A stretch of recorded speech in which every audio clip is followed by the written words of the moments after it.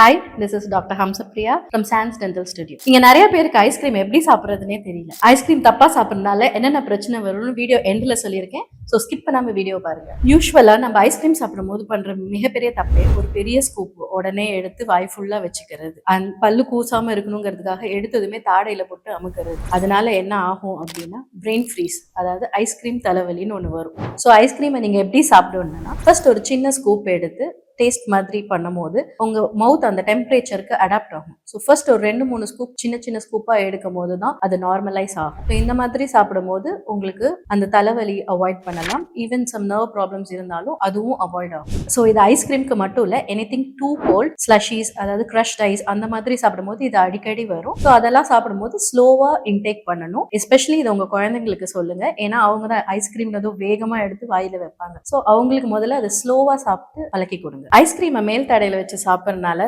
தலைவலி வரும்னு சொல்லியிருந்தேன். அதனால ஏதாவது பெரிய பிரச்சனை இருக்கான்னு கேட்டீங்கன்னா அந்த அளவுக்கு பயப்படுற அளவுக்கு எந்த பிரச்சனையும் இல்லை. ஆனா இதவே ரிப்பீட்டடா ஆயிட்டு இருக்கு அப்படின்னா மைக்ரேன் இஷ்யூஸ் ஏற்கனவே இருக்கவங்களுக்கும் அது ஜாஸ்தியாகும்.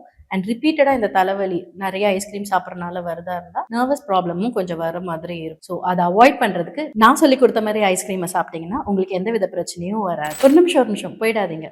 உங்களுக்கு என்ன ஃபிளேவர் ஐஸ்கிரீம் ரொம்ப பிடிச்சிருக்குங்கிறத கமெண்ட்ல போடுங்க, நானும் தெரிஞ்சுக்கிறேன்.